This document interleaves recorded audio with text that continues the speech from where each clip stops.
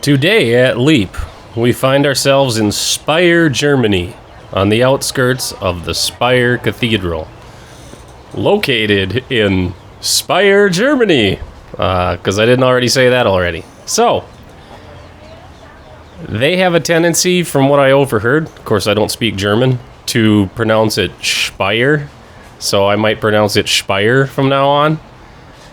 But we just walked up from the parking lot, and this is one of the first things coming up from the parking lot that we get to take a look at.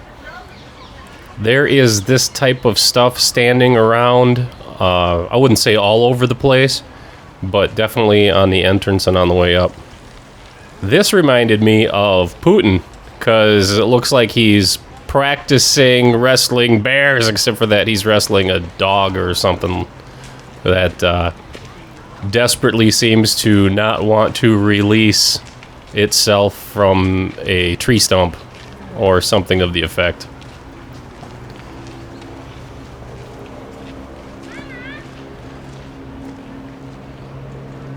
But the architecture around this place is absolutely gorgeous.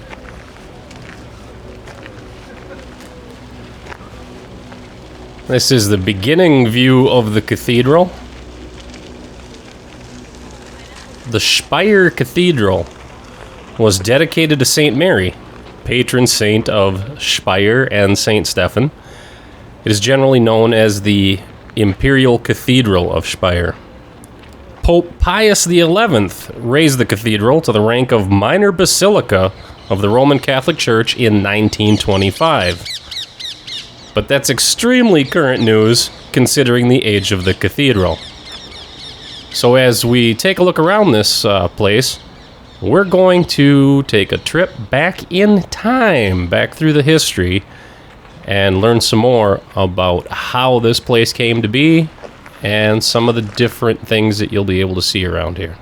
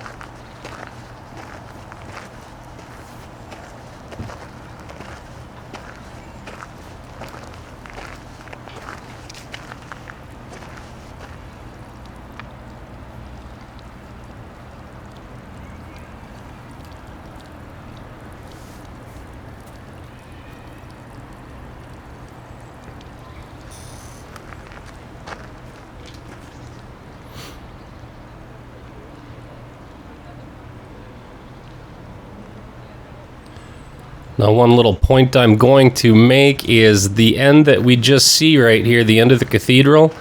This is the only original part of the cathedral left since it was originally commissioned to be built. Underneath that area is the crypt, and at the end of the video we will be able to walk through there and check it out. But just to let you know that this area that we're looking at here now is the original part of it, and things, as we walk forward here, that's all been added on since the original construction. So, speaking of the original construction, let's get into some of the history here. Excuse me. So, Speyer Cathedral was first commissioned to be built in the year 1025 by a fellow known as Conrad II. I assume his dad was Conrad I. If not, his parents just wanted to make everyone else think their kids were named after their parents and their parents before them, only to find out that they are all actually named Conrad I, Conrad II, Conrad III, and so forth. Maybe they just really like the name Conrad and resisted change. Lots of people resist change. I resist change, especially when I am doing something I really enjoy, and suddenly I need a drink of water. Then it becomes a struggle to avoid dehydration and live, or keep fighting the need for water until I pass out.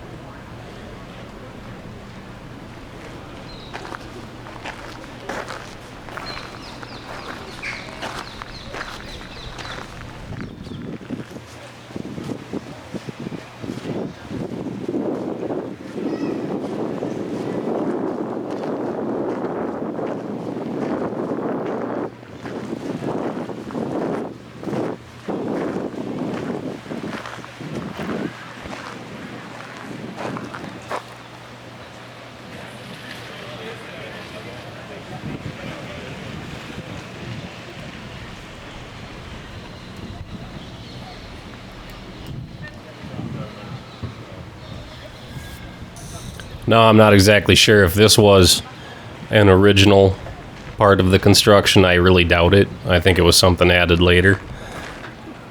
But this type of stuff is always impressive.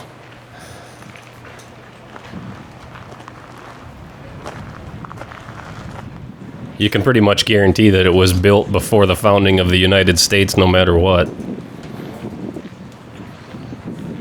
Over here, we happen to be a fairly new nation.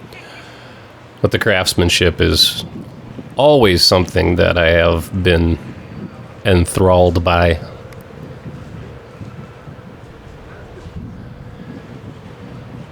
Now, in my head, there's obviously things that I think of when I see these, and I think of part of it is I'm enthralled by the majesty and wonder of it all. But then there's other parts of me that have a tendency to be a little more on the humorous side, like this guy right here. It'd be kind of like a couple of Roman soldiers, because that's what they look like, a couple of gladiators being like, oh, you should have paid your taxes. Oh, I didn't want to pay my taxes. Hey, you need to pay your taxes. No, I don't want to pay. Oh, you chopped off my hand. Oh, yes, you should have paid your taxes. That's what happens if you don't pay your taxes. We chop your hand off. I didn't want to pay my taxes. Well, off with your hand then. Now we have your hand. You still have to pay taxes. Otherwise, we're going to chop off your other... Oh, man, last night. That was just a bit too much of the wine last night. I'm gonna pick their pockets. I'm gonna pick their pockets when they're sleeping. They're hungover. Good timing.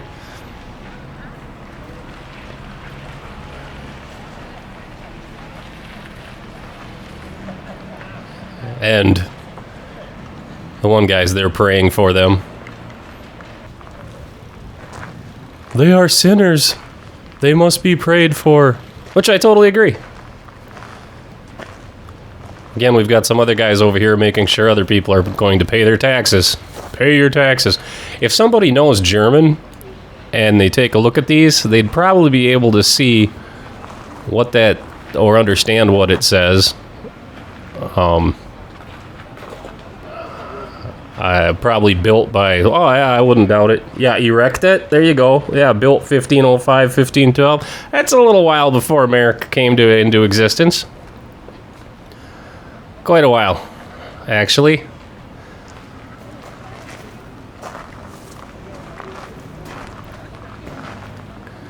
Either way, I'm impressed.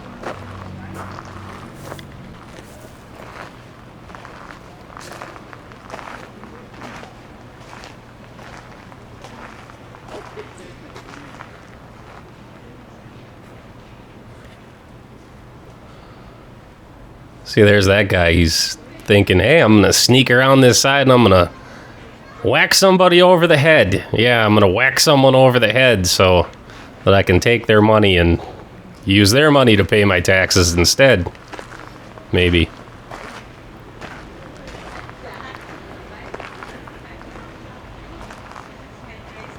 That's interesting. You know, I'm the one that shot this video and I never even paid attention to the fact that it was built in 1505.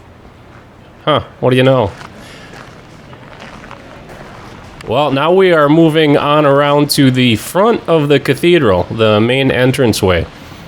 Now, you're going to notice throughout this, particular on the front section, this red accent brick. It's not painted on by any means. It's a different stone that they used when they built this. So as you will see, the cathedral has a lot of red stone used as accent block, and it is magnificent. The red sandstone came from the Palatine Forest, and it is thought to have been shipped down a stream called the Speyer, which might mean stream in Speyer, but I don't know German and their prefixes and suffixes well enough to know the implications of the term Speyerbach. Anyway, from what I was able to gather, they had actually channeled this stream out a bit wider and deeper to move this stone down from the mountains to the Rhine River, which runs along Speyer.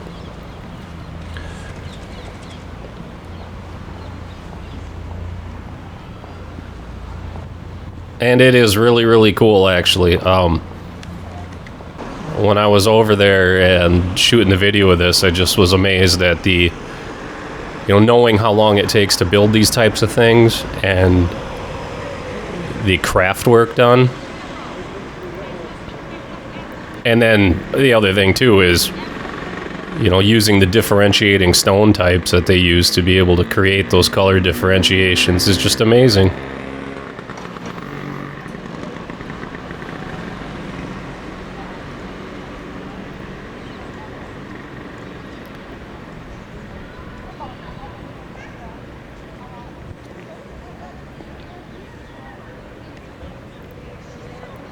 They've got that netting up, wire netting mesh, just to make sure that the birds don't go in and nest and destroy certain areas. But that's the initial thing that said God likes people to gamble, because it looks an awful lot like a casino chip. So here's the main entrance.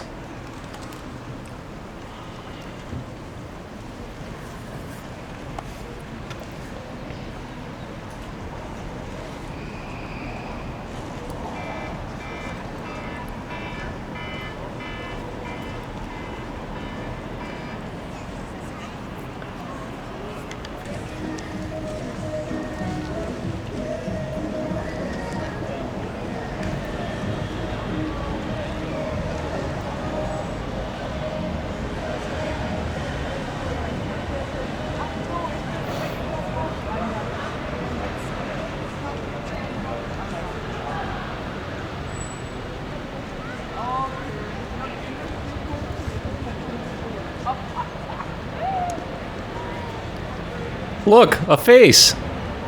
There's an awful lot of them in here, actually.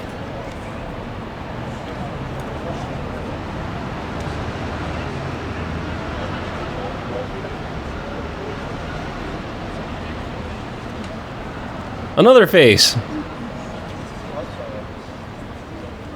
No, I just think about the amount of time that had to have taken the sculptors to engrave all that.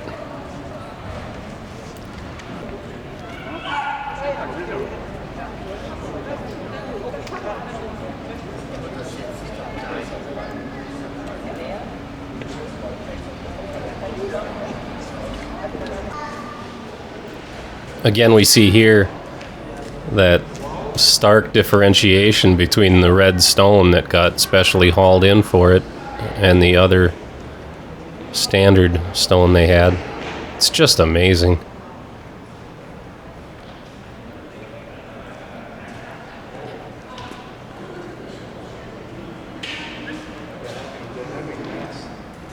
So I'm gonna get back into a bit of the history. So like in a little recap here, in the year 1025, this place was initially commissioned to be built by Conrad the Second. All right. So Conrad number 2, the second, he died in 1039. So he had this place commissioned to be built in 1025. He died in 1039. And that was... Wow, I've got that written down wrong. I said only 9 years after the construction was started. Oh, okay, well, all right. It was commissioned to be built in 1025. Didn't start getting built until 1030. And then 9 years after construction was started, Conrad number 2 died. I don't know what he died of, but he never got to see the completion of it. He never got to see it finished. Maybe it was a union labor problem. Maybe not. But think of it this way. You get to see what he never did, even though he's the one responsible for its construction. The cathedral was consecrated in 1061, even though it was not completely finished at that time, but it was close. Maybe that was another union labor dispute. I'm not sure. Now, fast forward a little while in history, still a long, long time ago, almost 1,000 years ago. Isn't that strange to be able to walk around a place that's 1,000 years old? That's older than the Colonel's secret recipe. Sure is. But fast forward from 1039 to 1090. Around the year 1090, Conrad's grandson, Conrad II, his grandson, Emperor Henry IV.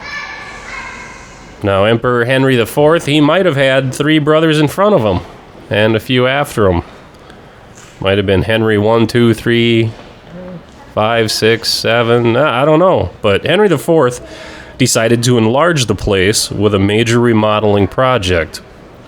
It was pretty massive, as though the place wasn't big enough already. It was pretty massive and left only the original crypt of the Speyer Cathedral as part of the original structure. Now, when we first walked up from the parking lot and came by the small statues there with Putin wrestling the bear dog, the first part that we were able to see is the crypt section. But now we're in the main entrance, which was obviously built a significant time past that.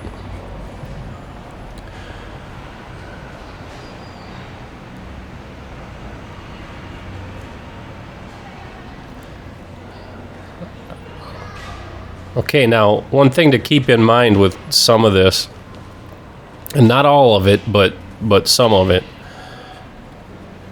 a lot of the cathedral stonework that we will be looking at was built, kind of overbuilt actually, and then the sculptors, the artists, would come in and carve out the different sections or the different artistry or the different sculptures that you see. Now, obviously, some of this stuff was put in, after that, or not built the same way. But a lot of it, especially when we get to the inside, you will see that style of building.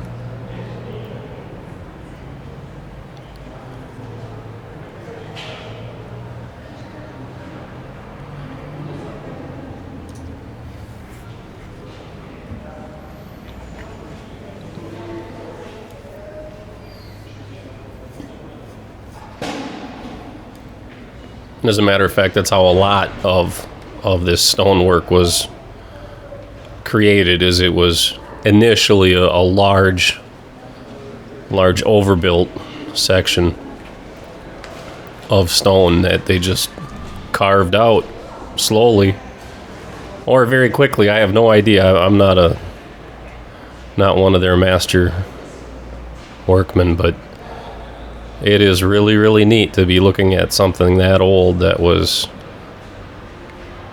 that finely crafted. Could you imagine how long that would take? All the little detail in that.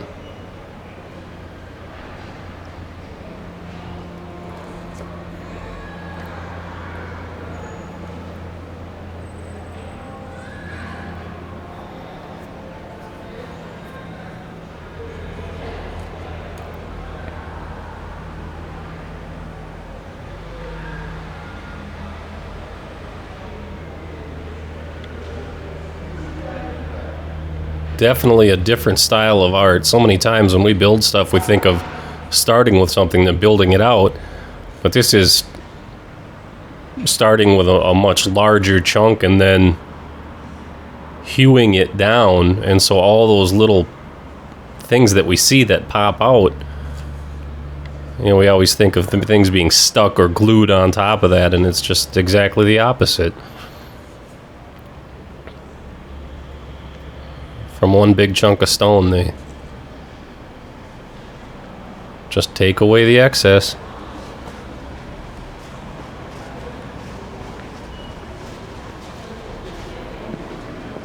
But it does remind me of a movie I saw some years ago called Star Wars, when Han Solo gets frozen in a block of, I have no idea what it was, but he kind of looks like that, like these guys made out of stone, except for somebody finished these guys, and Han just looked like he was only half carved out.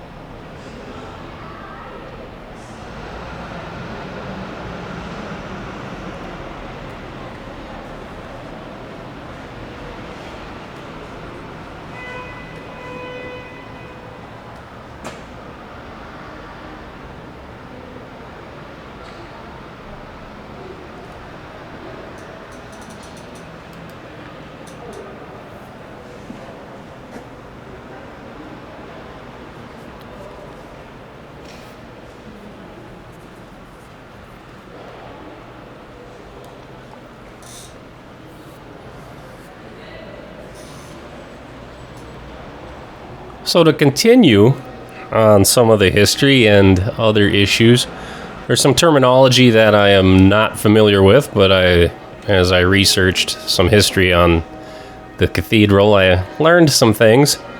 One of the things is some of the terminology used. It's used to describe much of the artwork, both in and out of the cathedral.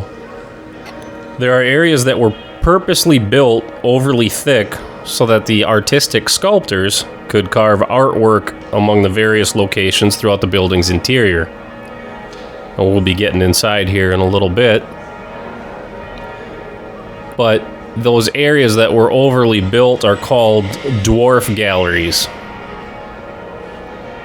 Now, when I found out that they were called dwarf galleries, I laughed a lot to myself. And why, you might ask? Because something called a dwarf gallery,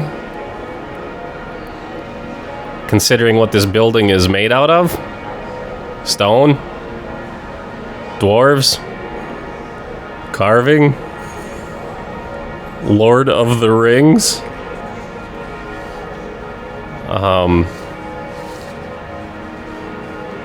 I think this might be where they got the whole idea for dwarves and Lord of the Rings and all that.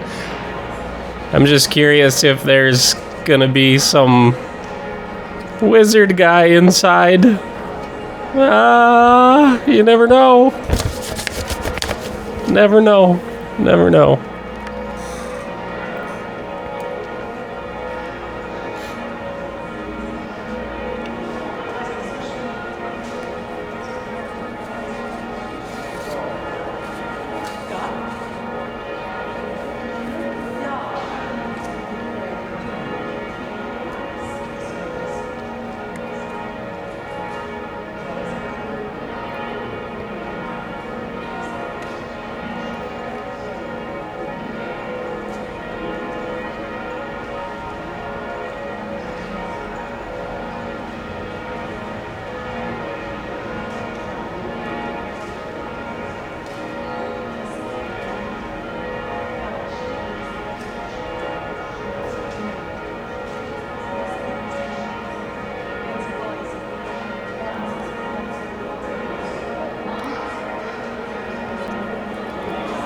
So, if you think you know somebody that's got a big door, well, that's a big door, and it's got a little door for us to be able to walk through.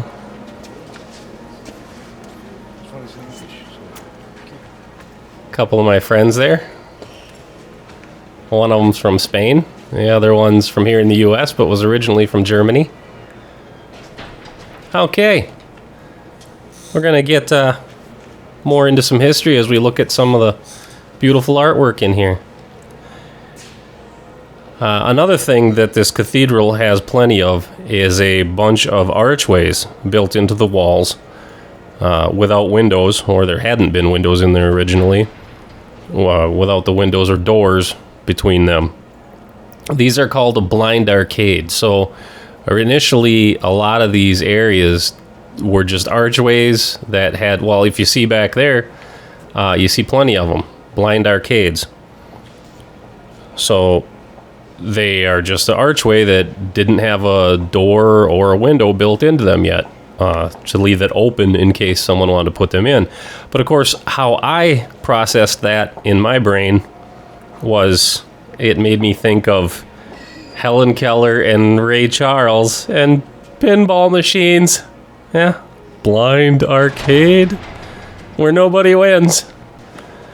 It really is, though, a great example of how linguistic implications change with the passing of time. The expanded cathedral was designated Speyer II, and it was completed in 1106, the year that Henry IV died.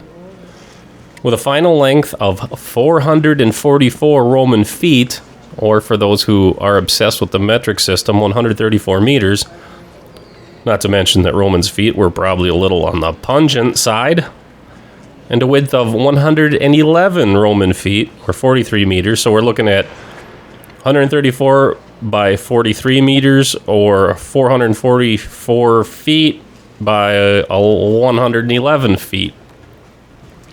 It was one of the largest buildings around at that time. The time was 1106. The year, not the hour. So 1106 was the year. As you can see, it is huge. Maybe some of you are used to huge spaces being built around you, but for a town of only around 500 people at the time, they could all easily fit inside.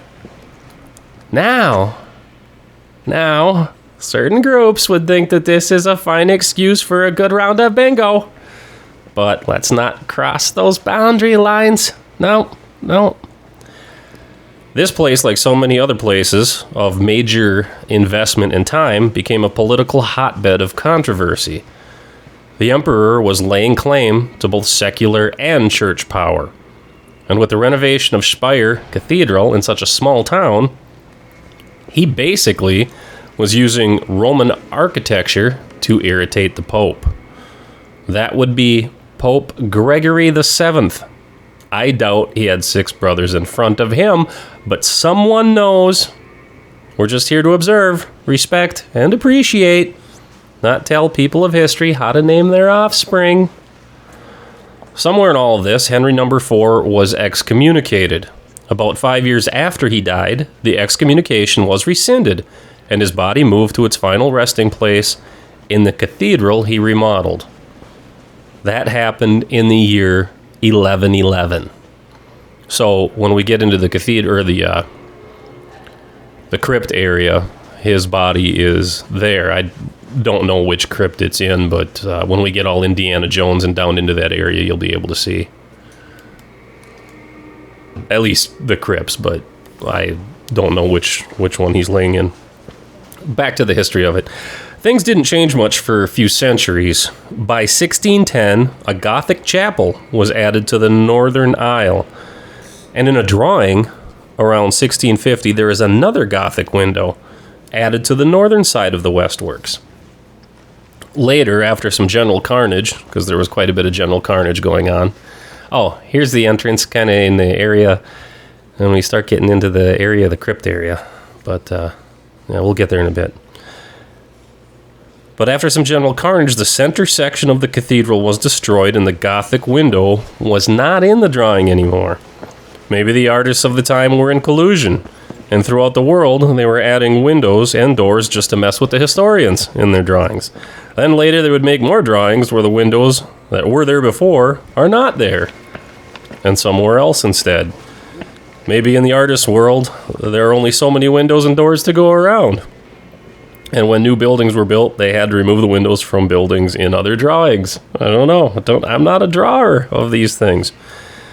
And maybe I just like to mess with people, but really enjoy filming history, interesting topics, and sharing these things with all of you while being able to talk a lot without adult supervision. That's right. I'm the only adult here in front of the microphone. Na, na, na, na, na.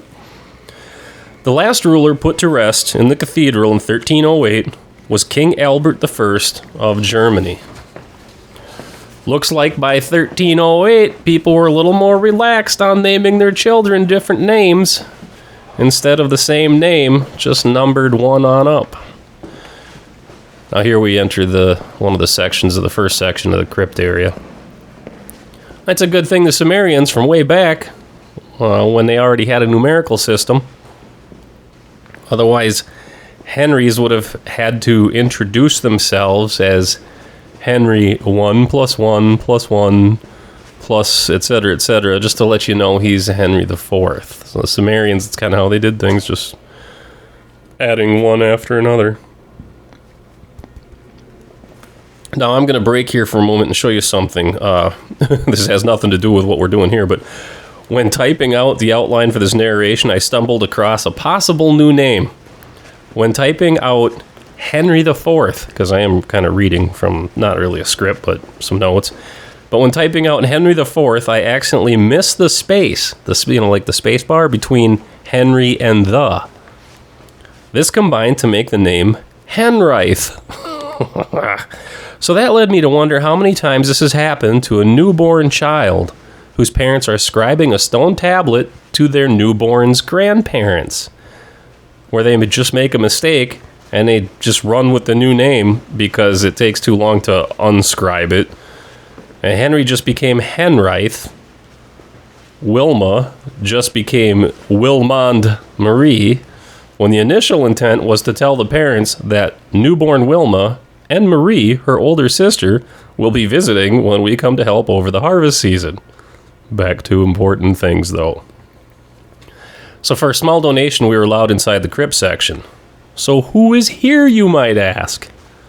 No one except us. The others are dead.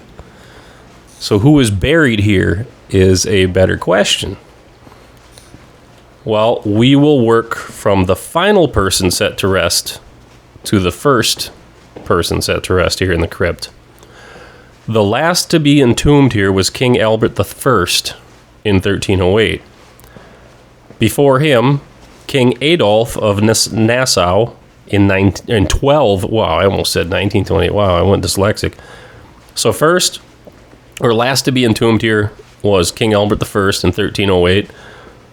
Before him was King Adolf of Nassau in 1298. Preceding him was King Rudolf of Habsburg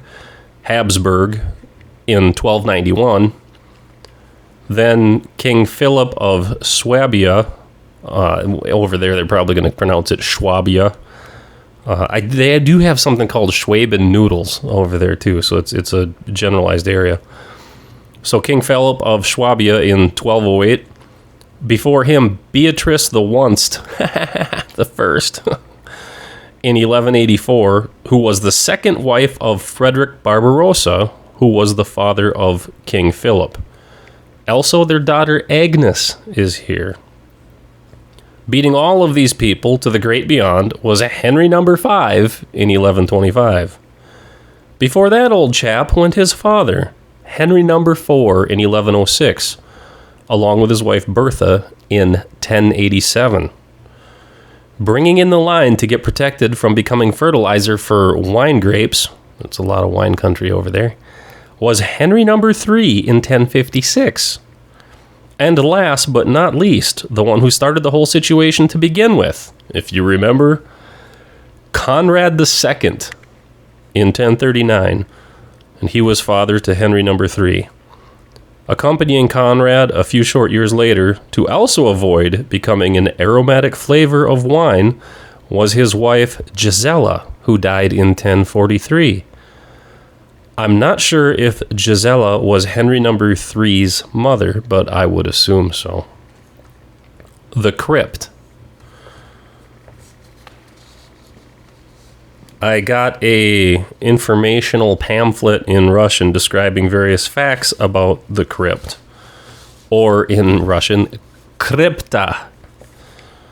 The Russians are fellows just like most of us and look at our English pamphlet and get just as confused, unless they know English or you know Russian. So as we saw the entrance to the crypt, I found this place fascinating. The temperature down here is really nice and cool. It's a little humid, though. That was kind of interesting. A person could describe it as clammy, but there aren't any clams down here that I know of. Just some of Henry's family and Henry and a couple others.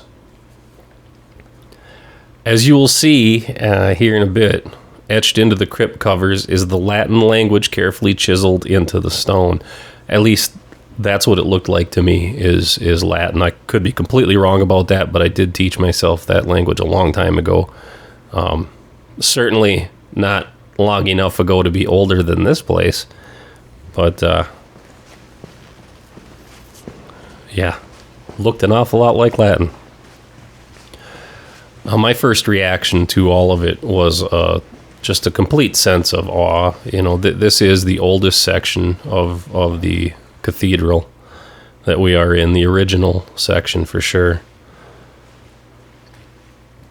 And again, the amount of time that these artists took, these sculptors, to make this. Here we are coming up into the original crypta, and it shows who is buried here. Year of our Lord. Yep.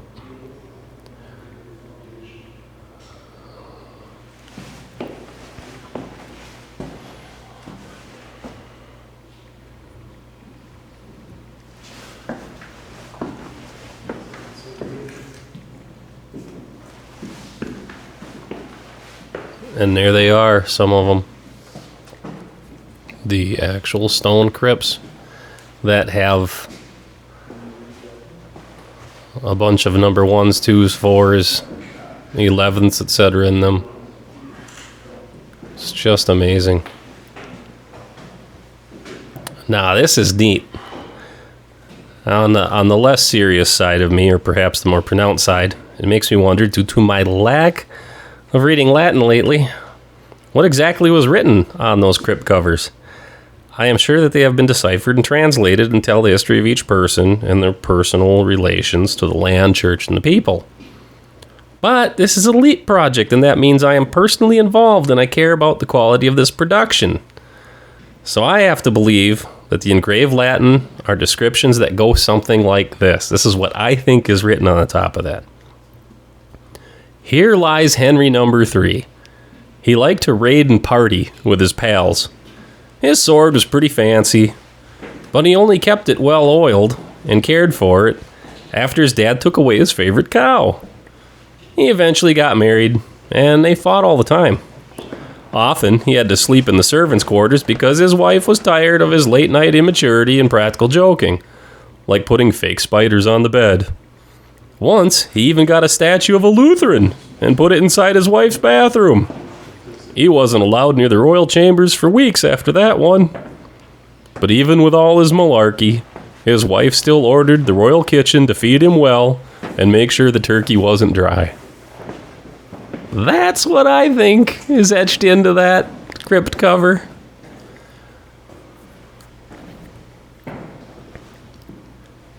I think they kind of knew that, yeah, things change. You know, people switch languages. Not too many people are going to remember how to decipher things, so might as well make it up as you go.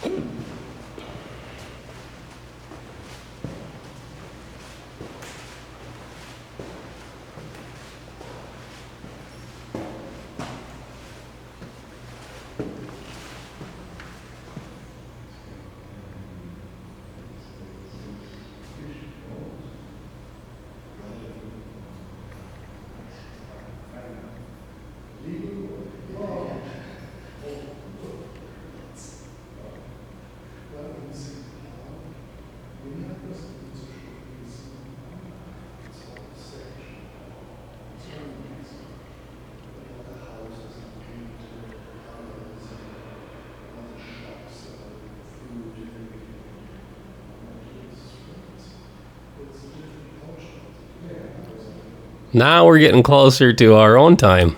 Yeah.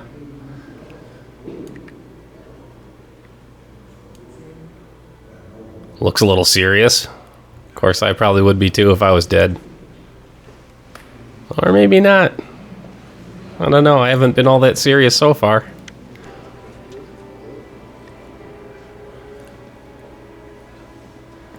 But as just a few closing thoughts through this,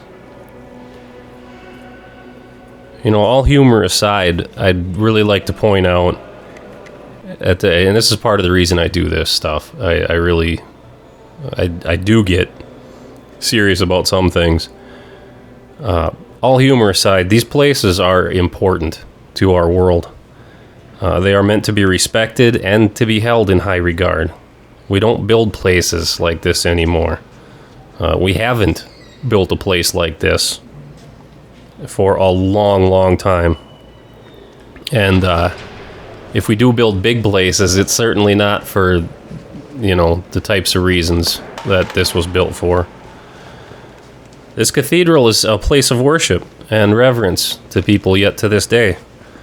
From the beautiful murals near the ceiling to each side of the center aisle, to the masterful craftsmanship and artistic touches in the stones that hold this place together, I hope, and we with Leap here hope, that this presentation has left you with many of the same impressions that any visitor would experience by walking foot by Roman foot through this cathedral. Inside and out, this place not only tells the story of the times from which it came, but it continues to remind us of a time when beliefs created beauty, not only within us, but also outside of us, where we could come together and experience a timeless beauty expressed and preserved through this kind of architecture. So, on behalf of Leap, everybody here that's helped out, on behalf of myself, as the original founder of Leap, I'd like to say, hey, I hope you have appreciated this. I hope it's been something that you had a good time watching, and I hope you enjoyed it. I hope that it's something that took up an hour of your life and it was a worthwhile hour. So I'd just like to say thank you.